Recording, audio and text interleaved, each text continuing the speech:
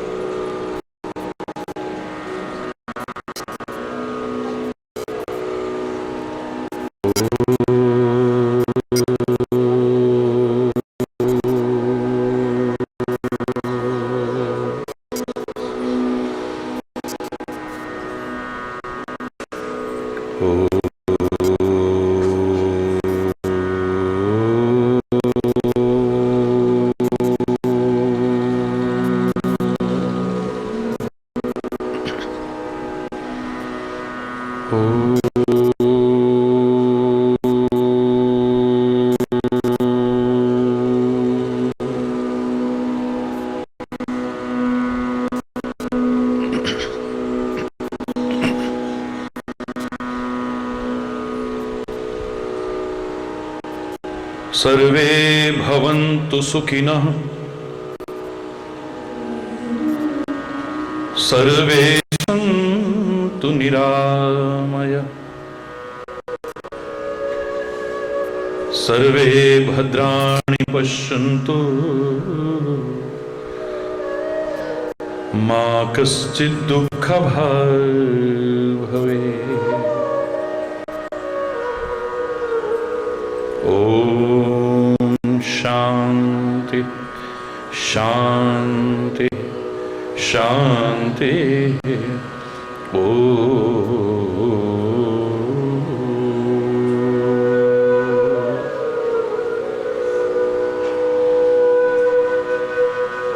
त्वमेव माताश्च पिता त्वमेव,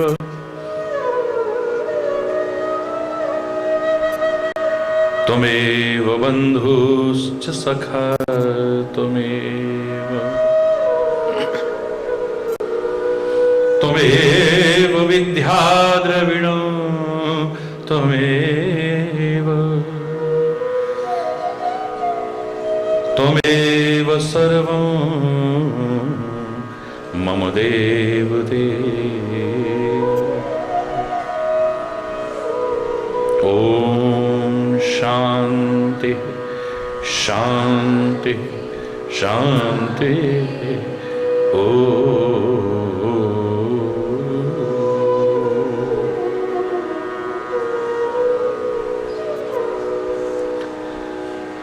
चैतन्य शाश्वतं शांतं व्योमातीतं निरंजनं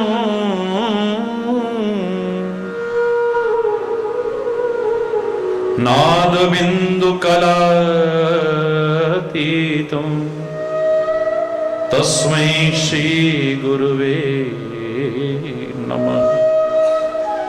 तस्मै श्री गुरुवे नमः। ओम शांति शांति शांति।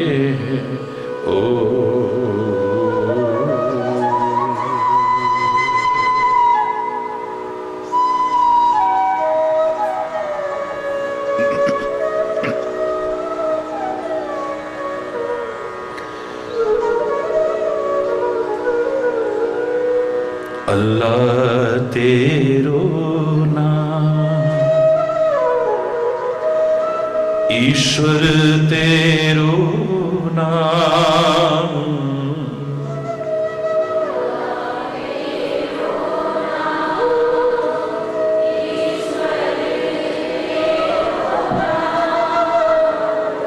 अल्लाह तेरो नाम, ईश्वर तेरो नाम,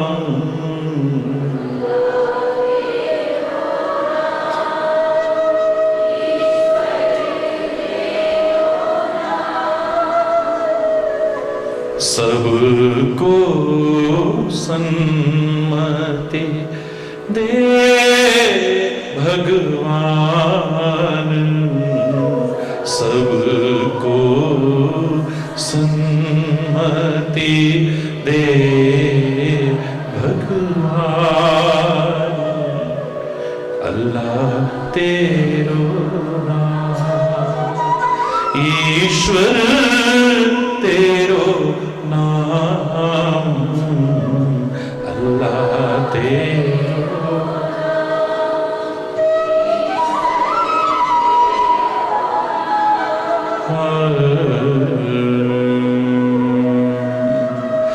ओ सारे जग के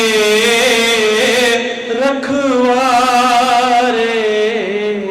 ओ सारे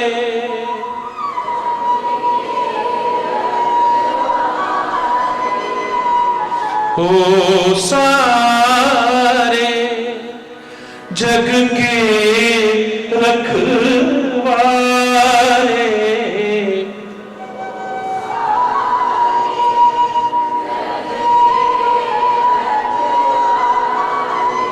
बहुत ही प्रेम और श्रद्धापूर्वक सभी परमात्मा का नाम स्मरण करेंगे, अपनी रचना को पवित्र करेंगे और जीवन के इन अमूल्य क्षणों का सदुपयोग करेंगे। अल्लाह तेरो नाम ईश्वर तेरो नाम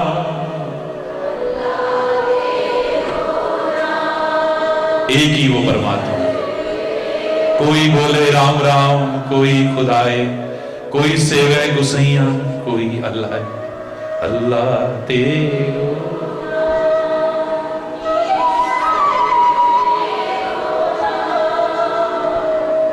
सबको सन्मति दे भगवान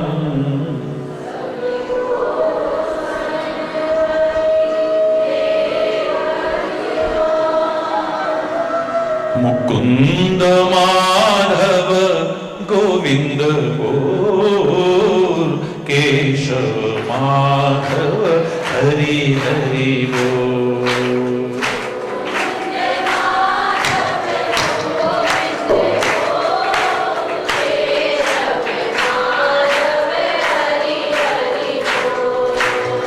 मुकुंद माधव गोविंद बोल केशव माधव हरि हरि बोल।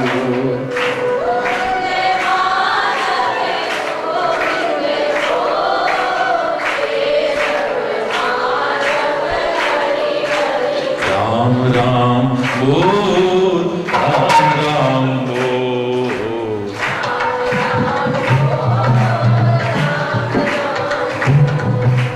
राम राम बोल, राम राम बोल, राम राम बोल, राम राम बोल।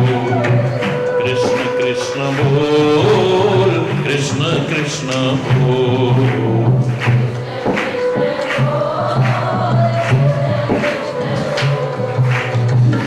शिव शिव बोल, शिव शिव बोल, शिव।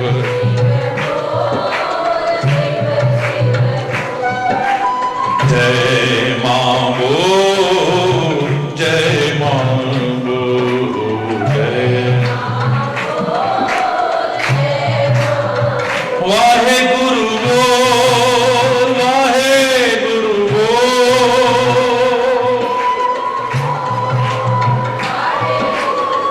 वाहे गुरु बोल, वाहे गुरु बोल।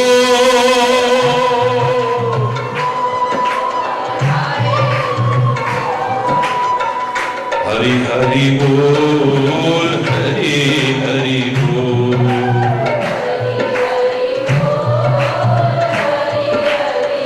हरि हरि बोल, हरि हरि बोल।